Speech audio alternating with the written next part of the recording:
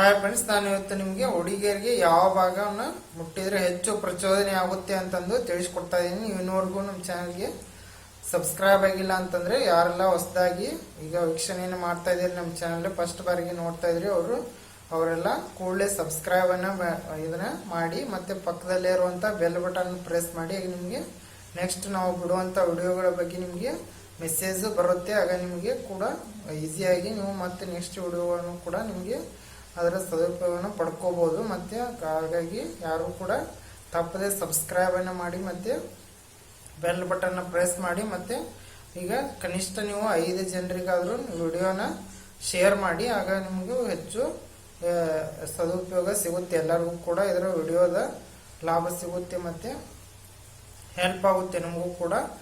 ಮತ್ತೆ ಈಗ ನಾನು ಇವತ್ತು ನಿಮಗೆ ಹುಡುಗಿಯರಿಗೆ ಯಾವ ಭಾಗ ಮುಟ್ಟಿದ್ರೆ ಹೆಚ್ಚು ಪ್ರಚೋದನೆ ಆಗುತ್ತೆ ಅಂತಂದು ತಿಳಿಸ್ಕೊಡ್ತಾ ಇದ್ದೀನಿ. ಮಹಿಳೆಯನ್ನ ಈಗ ಸಂತೋಷ ಪಡಿಸೋದು ಕೂಡ ಒಂದು ಅದು ಕೂಡ ಕಲೆನೇ ಕಲಾ ಪ್ರಕಾರನೇ ಆಗಿದೆ, ಅದು ಕೂಡ ಒಂದು. ಹಾಗಾಗಿ ಈಗ ಹುಡುಗಿಯರಿಗೆ ನೀವು ಏನು ಯಾವ ಭಾಗದಲ್ಲಿ ಹೆಚ್ಚು ಪ್ರಚೋದನೆ ಆಗುತ್ತೆ ಅವ್ರಿಗೆ, ಮತ್ತೆ ಯಾವ ರೀತಿಯಾಗಿ ಏನ್ ಮಾಡ್ಬೇಕು ಅಂತಂದು ತಿಳಿಸ್ಕೊಡ್ತಾ ಇದ್ದೀನಿ. ಈಗ ನಿಮ್ಗೆ ನಿಖರವಾಗಿ ಈಗ ಎರೋಜಿನಸ್ ವಲಯಗಳು ಅಂತ ಹೇಳಿ ಹೇಳಾಗುತ್ತೆ. ಇವಕ್ಕೆ ಹೆಚ್ಚು ಪ್ರಚೋದನೆಗಳು ಅಂತ ಪಾರ್ಟ್ಸ್ ಮಹಿಳೆಯರಿಗೆ ಎರೋಜಿನಿಯಸ್ ಜೋನ್ಸ್ ಅಂತ ವಲಯಗಳು ಅಂತ ಹೇಳಿ ಹೇಳಾಗುತ್ತೆ. ಅಂತಂದ್ರೆ ಯಾವ ಪ್ರದೇಶವನ್ನು ಮುಟ್ಟಿದಾಗ ನಮಗೆ ಹೆಚ್ಚು ಪ್ರಚೋದನೆ ಆಗುತ್ತೆ ಮತ್ತೆ ಪರಾಕಾಷ್ಠೆ ಆಗುತ್ತೆ, ಅದಕ್ಕೆ ಎರೋಜಿನಿಯಸ್ ಜೋನ್ಸ್ ಅಂತ ಹೇಳಿ ಹೇಳಾಗುತ್ತೆ.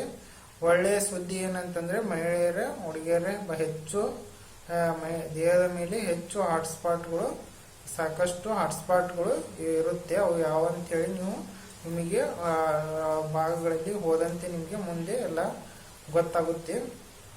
ಈಗ ಜನಸಾಮಾನ್ಯರ ಭಾಷೆಯಲ್ಲಿ ಅಂತಂದ್ರೆ ದೇಹದ ಮೇಲಿನ ಯಾವ ಪ್ರದೇಶದಲ್ಲಿ ನೀವು ಸ್ಪರ್ಶಿಸಿದಾಗ ಹೆಚ್ಚುವರಿ ಆಗಿ ಪ್ರಚೋದನೆ ಆಗುವಂತ ಭಾಗಗಳಿಗೆ ಎರೋಜಿನಸ್ ಜೋನ್ಸ್ ಅಂತೇಳಿ ಹೇಳಾಗುತ್ತೆ. ಮತ್ತೆ ಈಗ ಒಂದು ಭಾಗದ ಬಗ್ಗೆ ನಾನು ತಿಳಿಸ್ಕೊಡ್ತಾ ಇದ್ದೀನಿ. ಇನ್ನರ್ ಥೈಸ್ ಅಂತಂದ್ರೆ ಒಳ ತೊಡೆಗಳ ಬಗ್ಗೆ, ಅಲ್ಲಿ ಹೆಚ್ಚು ಪ್ರಚೋದನೆ ಆಗುವಂತ ಇದು ಹುಡುಗಿಯರ ಪ್ರಚೋದನೆ ಆಗುವಂತ ಭಾಗ ಆಗಿರುತ್ತೆ. ಯಾಕಂತಂದ್ರೆ ಅವ್ರದ್ದು ಸೂಕ್ಷ್ಮ ಆಗಿರುವಂತ ಇದನ್ನ ಭಾಗದ ಸಮೀಪದಲ್ಲಿರೋದ್ರಿಂದ ಒಳ ತೊಡೆಗಳು ಬಹಳಷ್ಟು ಇಲ್ಲಿ ಪ್ರಚೋದನೆ ಆಗುತ್ತೆ ನೀವು ಸ್ಪರ್ಶಿಸಿದಾಗ. ಅದು ಯಾವ ರೀತಿಯಾಗಿ ಈಗ ಏನ್ ಮಾಡ್ಬೇಕಂತಂದ್ರೆ ನೀವು ಒಳ ತೊಡೆಗಳನ್ನ ಮೊದಲು ಮೊಣಕಾಲಿನವರೆಗೂ ಕೂಡ ಅವ್ರಿಗೆ ತೊಡೆ ಸಂದಿಯಿಂದ ಮೊಣಕಾಲಿನವರೆಗೂ ಮತ್ತೆ ಒಳಗಡೆ ಮತ್ತೆ ಹೊರಗಿನ ತೊಡೆಗಳನ್ನ ನೀವು ದೃಢವಾಗಿ ಉಜ್ಜಬೇಕಾಗುತ್ತೆ. ನೀವು ಉಜ್ಜೋದ್ರಿಂದ ಅವ್ರಿಗೆ ಹೆಚ್ಚು ಪ್ರಚೋದನೆ ಆಗುತ್ತೆ. ಮತ್ತೆ ನಂತರ ಹೊರ ಪ್ರದೇಶದಲ್ಲಿ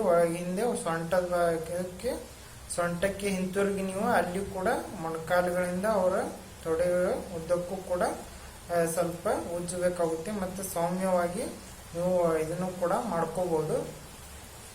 ಸೌಮ್ಯವಾಗಿ ಮಾಡಿದಷ್ಟು ಅವ್ರಿಗೆ ಹೆಚ್ಚು ಪ್ರಚೋದನೆ ಆಗುತ್ತೆ. ಮತ್ತೆ ತದನಂತರ ನೀವು ಅವ್ರ ಒಳ ತೊಡೆ ಸಂಧಿಗಳಲ್ಲಿ ಕೂಡ ಸಂಧಿಗಳ ಕಡೆ ಒಳಗೂ ಕೂಡ ನೀವು ಅದನ್ನ ಮಾಡ್ಕೋಬಹುದು ಇದೇ ಕ್ರಮವನ್ನ. ಮತ್ತೆ ನೀವು 2 ತೊಡೆಗಳನ್ನ ಒಂದರ ನಂತರ ಒಂದು ಜೋಡಿಸಿ ಮತ್ತೆ ಮಹಿಳೆಯ ಬೆನ್ನಿನ ಮೇಲೆ ಮಲಗಿದಾಗ ಮಹಿಳೆಯರು ಇಂದ 2 ತೊಡೆಗಳನ್ನು ಜೋಡಿಸಿ ಅವ್ರದ್ದು ಮೇಲಕ್ಕೆ ಎತ್ತುವಂತ ಪ್ರಯತ್ನವನ್ನು ಮಾಡ್ಬೇಕಾಗುತ್ತೆ. ನೀವು ಮೇಲಕ್ಕೆ ಎತ್ತಿ ಅವ್ರ ಹಿಂದ್ಗಡೆ ನೀವು ಅಲ್ಲೂ ಕೂಡ ಹಿಂದಿನ ಭಾಗದಲ್ಲಿ ಮೇಲಕ್ಕೆ ಎತ್ತಿ ಹಿಡಿದಾಗ ಅಲ್ಲಿ ಹಿಂದಿನ ಭಾಗದಲ್ಲಿ ನೀವು ಉಜ್ಜೋದ್ರಿಂದ ಅವ್ರ ತೊಡೆಗಳ ಹಿಂದಿನ ಭಾಗದಲ್ಲಿ ಉಜ್ಜೋದ್ರಿಂದ ಅವ್ರಿಗೆ ಹೆಚ್ಚು ಪ್ರಚೋದನೆ ಆಗುತ್ತೆ. ಮತ್ತೆ ಮೃದುವಾಗಿ ಉಜ್ಜಬೇಕಾಗುತ್ತೆ ಆದಷ್ಟು. ಮತ್ತೆ ನೀವು ಏನನ್ನ ಬಳಸಬೇಕು ಅಂತಂದ್ರೆ ನೀವು ಬೆಚ್ಚಗಾಗುವಂತ ಮಸಾಜ್ ಜೆಲ್ ಅನ್ನು ಕೂಡ ಬಳಸಬಹುದು. ಇದರಿಂದ ಅದು ಸ್ನಾಯುಗಳನ್ನು ಕೂಡ ಸಡಿಲ ಮಾಡುತ್ತೆ ಮತ್ತೆ ಆ ಪ್ರದೇಶಕ್ಕೆ ಹೆಚ್ಚು